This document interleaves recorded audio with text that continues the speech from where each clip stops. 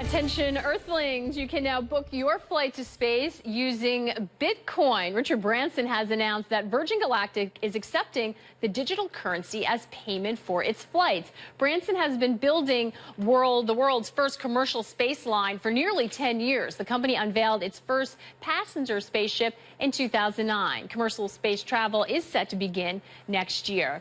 Now, a seat on the maiden voyage will cost you $250,000 or 350 Bitcoins, as Branson told me today. A Bitcoin is a fairly new form of online money that is not backed by a central bank. It's a volatile currency, though, and it has been on a particularly wild ride lately. I spoke with the British businessman on the phone earlier about what was behind the decision.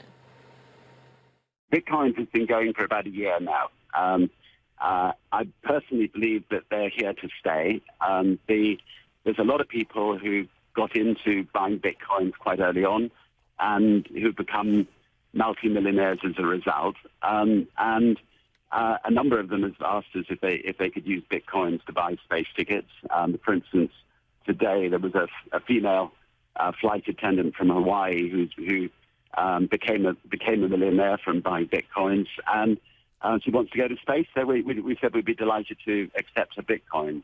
I'm personally fascinated by new payment situations like Clinkle, Square, new payment processes, and I think the idea of a global currency like Bitcoin is something which appeals to a lot of people, particularly people who are interested in new technology.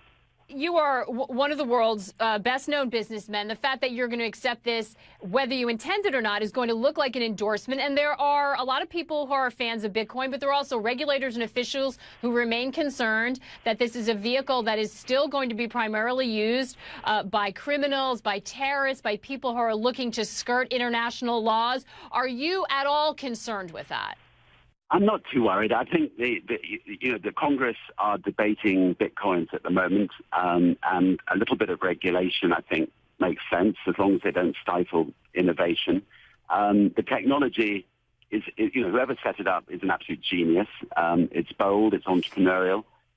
It started a new revolution. In the same way, I think the Virgin Galactic started a revolution, and I think we want to participate. And we'll leave it up to regulators to, worry about, what kind of regulation these new payment systems need. What about the reliability of it? There is a huge amount of volatility right now. On CNN just this week, we had a story that it went from 500 or 900 back to 500 in just one day. Does that worry you that it's so volatile from a business perspective if you're accepting this as payment? Virgin Galactic can decide whether it wants to hold on to them or hold on to a percentage of them or transfer that into dollars. So, so it's not actually that risky for a company to accept Bitcoins. There's a market in Bitcoins like there's a market in gold or silver, and one can decide, take a position or not take a position. Bring us up to date for those who haven't been paying attention on where we are with the maiden flight. Is it on schedule, and what can you tell us that's new? I feel a bit of a fraud because I've been doing these interviews for a while, and almost every time I've said it's going to be in the next few months. I really do believe it will be in the next few months. We're 99% there. We've ticked pretty well every box. It is rocket science, so it's taken us a bit longer than we thought. But next year is going to be the year of Virgin Galactic, the year of commercial space travel, and I'm willing to bet on that.